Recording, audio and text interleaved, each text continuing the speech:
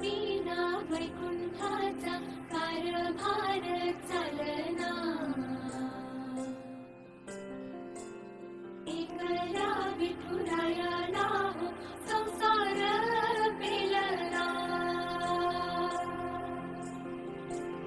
तुझ्या विना वैकुंठाचा कारभार चालना, एकल्या विठुरायाला हो संसार पेलना.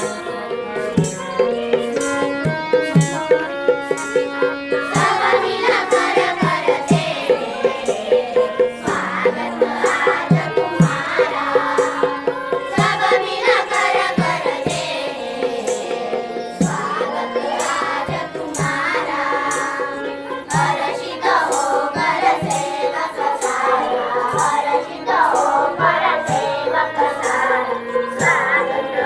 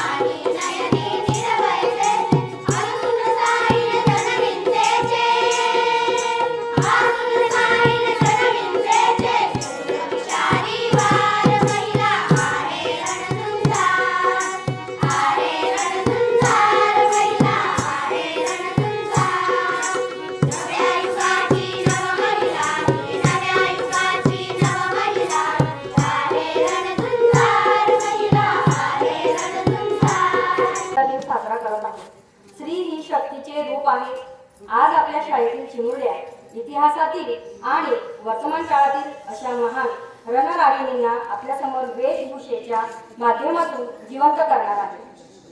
खूप लढी मर्दानी व तो झाशीवाली राणी थी. झाशीची राणी लक्ष्मीबाई यांच्या वेशभूषेत येत आहे योगेश्वरी भोई.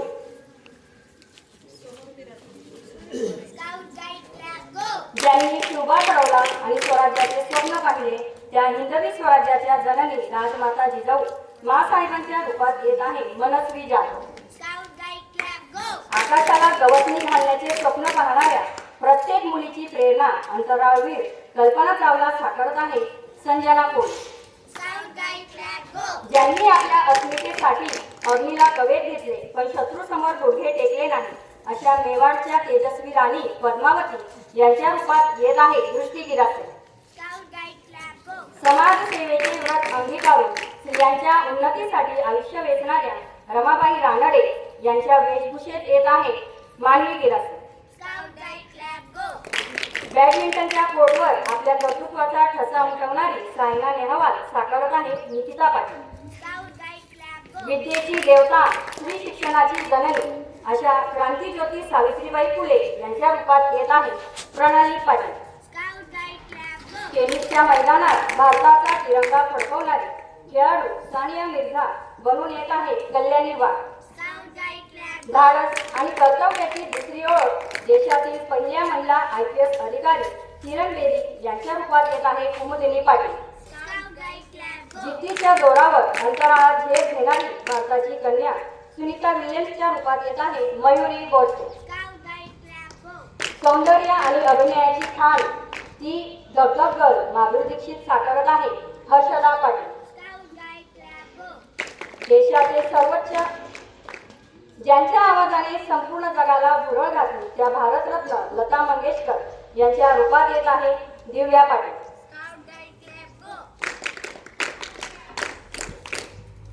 अशा आपल्या महिलांचं सादरीकरण आपल्या शाळेच्या विद्यार्थिनींनी सादर केलेले आहे. धन्यवाद.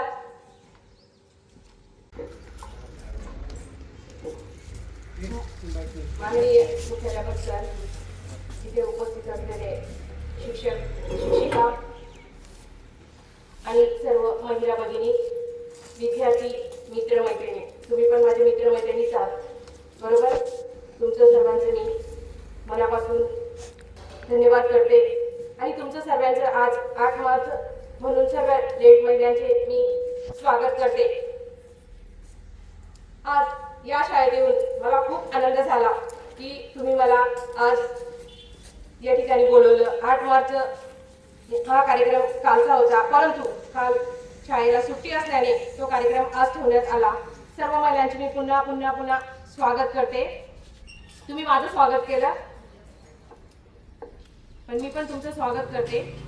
बघा, या शाळेत येऊन मी 89ला शाळा सोडली इथून. तर त्यावेळेस मी माझं बालपण इथंच गेले. 5वी ते 10वी पर्यंत मी या शाळेत शिक्षण घेतलं. या शाळेचे आज सगळे शिक्षक माझे रिटायर झालेले आहेत. फक्त खामकर मॅडम आहेत, बाकी सगळे नवीन आहेत.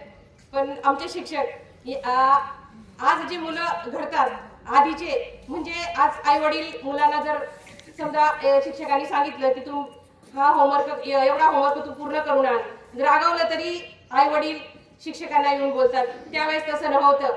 त्यावेळेस एक स्पेलिंग इंग्लिशची एक स्पेलिंग पाठ करायला मला 5 छड्या खावा लागायच्या. काय 5? तर आम्ही जिद्दीने अभ्यास करायचो. आज जिद्दीने अभ्यास केल्यामुळे मी PSI या पदावर आहे. आणि महिलांनो बघा, तुम्हाला वाटत असेल की आपण शिक्षण करतोय पण तुमचा पहिला एक प्रश्न आहे की तुम्ही मोबाईल घेऊन फिरतात. त्याच्यामुळे हे फार चुकतंय तुमचं. मोबाईल जरा साईडला ठेवायचा, अभ्यासात जिद्दीने अभ्यास करायचा. आपले आई वडील आपल्याला शाळेत कशासाठी पाठवतात? शिक्षणासाठी, की माझी मुलगी माझा मुलगा शाळेत चांगल्या मार्काने पास होईल, पुढे जाईल, तो नोकरी करेल बरोबर. तर आपण त्याच्याकडे लक्ष देत नाही. आणि मुलींसाठी सुविधा भरपूर आहेत. तुम्ही शिकावं, समजा तुम्हाला काही प्रॉब्लेम आला, काय झालं तर तुम्ही आधी आपल्या शिक्षकांना सांगायचं किंवा आपली आई आहे, मोठी बहीण आहे, तिला सांगायचं. तुम्ही प्रॉब्लेम शेअर करायचा. आणि एक परत पोलीस खात्यात एक मोठी सुविधा आहे पोलीस खात्याने एक मोठी सुविधा आपल्या लेडीजांसाठी महिलांसाठी करून ठेवली. तुम्हाला काही प्रॉब्लेम आला, कुठेही गेला, तुम्ही एकटे असलात, तुम्हाला कोणी छेडछाड करत असेल, कोणी बोलत असेल किंवा काही कोणी जबरदस्ती करत असेल तर तुम्ही शिक्षकांना जर सांगू शकत नसेल तर तुम्ही 112 ला कॉल करायचा. आधी आपल्या मॅडमांशी बोलून घ्यायचं की मॅडम असा असा प्रॉब्लेम आहे, हा व्यक्ती मला त्रास देतो शाळेत येण्यासाठी, तर तुम्ही 112 ला कॉल करायचा. हा 112 असा एक आहे की मोबाईल नंबर तुम्ही एवढा 10 अंकी हे करू शकत डायल करू शकत नाही. 112 हा जर तुम्ही डायल केला, हा डायरेक्ट मुंबईला जातो हा कॉल, मुंबई आणि नागपूर. त्याच्यानंतर तुम्ही जिथे असाल त्या स्पॉटवर तुम्ही फक्त नाव सांगा, असं असं आहे, असा प्रॉब्लेम आहे, बस तिथून तुम्हाला ज्या एरियात तुम्ही असणार, नंदुरबार मध्ये असेल तर नंदुरबार सिटीची गाडी तुम्हाला लगेच येऊन तुमचा प्रॉब्लेम सॉल्व्ह करेल. त्याच्यासाठी तुम्ही सशक्त आहात, घाबरायचं काहीच नाही. तुम्ही लहान आहे याच्यासाठी असं नाही की कोणी आपल्याला हे करताय असं. तुम्हाला गुड टच बॅड टच बाबत माहिती असेलच, बरोबर ना? हे लक्षात ठेवायचं. कधी पण आपल्या शिक्षिका आपल्या जवळ असतात, मॅडमांशी आपण बोलायचं, शिक्षक पण आपलेच आहेत, त्यांना आपण सांगायचं सर असा असा माझा प्रॉब्लेम आहे, सॉल्व्ह करा. नाही सॉल्व्ह झालं तर तुम्ही 112 ला कॉल करू शकता, आम्ही तुमचा प्रॉब्लेम सॉल्व्ह करू.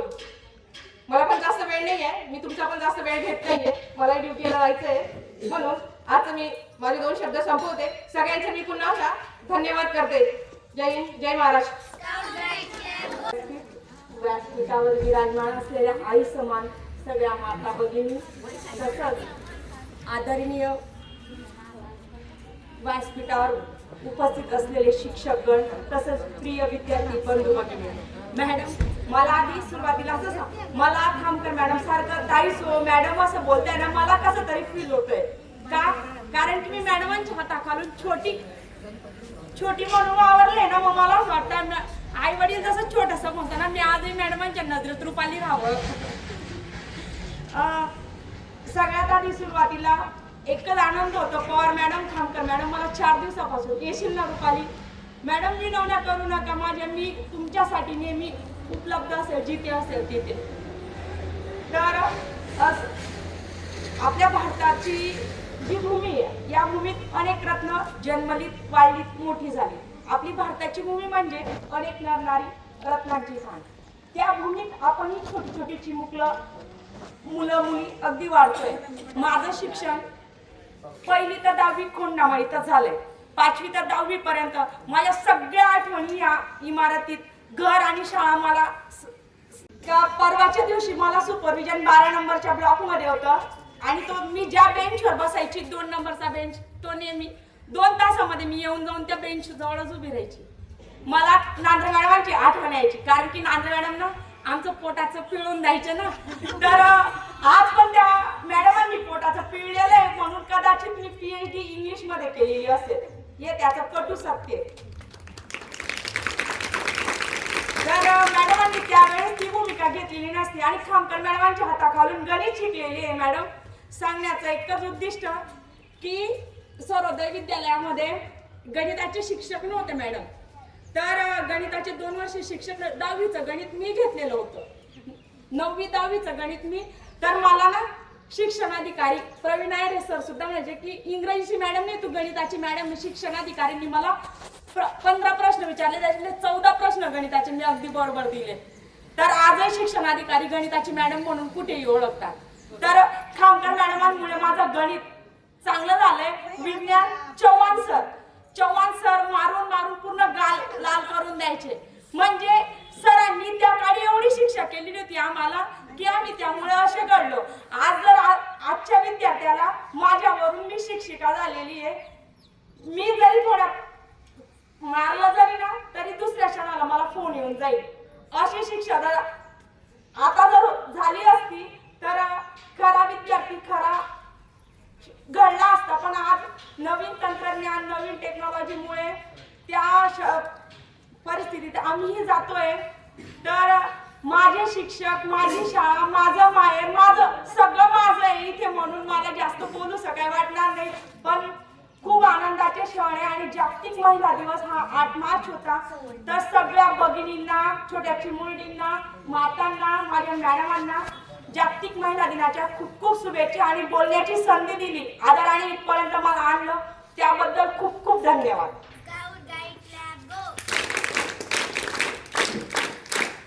मॅडमांसाठी पुन्हा एकदा जोरदार टाळ्या. स्काउट गाईड फ्लॅग गो. खूप छान अनुभव त्यांनी या ठिकाणी एकत्रित केले आणि तुमच्यापैकी सुद्धा काहींनी या ठिकाणी पुढे टेजवर येऊन अनुभव सादर करावे. म्हणजेच काय, तुम्ही सुद्धा एखाद्या मोठ्या पदावर जावं ही अपेक्षा मी या ठिकाणी व्यक्त करते. पुढील सूत्रासाठी आपल्या विद्यालयाच्या शिक्षिका लोंढे मॅडम. आजच्या कार्यक्रमाला उपस्थित कार्यक्रमाच्या अध्यक्षा शिंदे मॅडम तसेच इथे सर्व उपस्थित मान्यवर महिला यांचे मी मनापासून आभार मानते. त्यांनी आपला बहुमोल वेळाचा आमच्या कार्यक्रमासाठी दिला. तसेच विद्यालयाचे मुख्याध्यापक, शिक्षकवृंद, शिक्षकेतर कर्मचारी आणि ज्या विद्यार्थिनींनी सहभाग घेतला त्या सर्वांचे मी आभार मानते आणि मुख्याध्यापकांच्या परवानगीने हा कार्यक्रम इथे संपला असे जाहीर करते. धन्यवाद.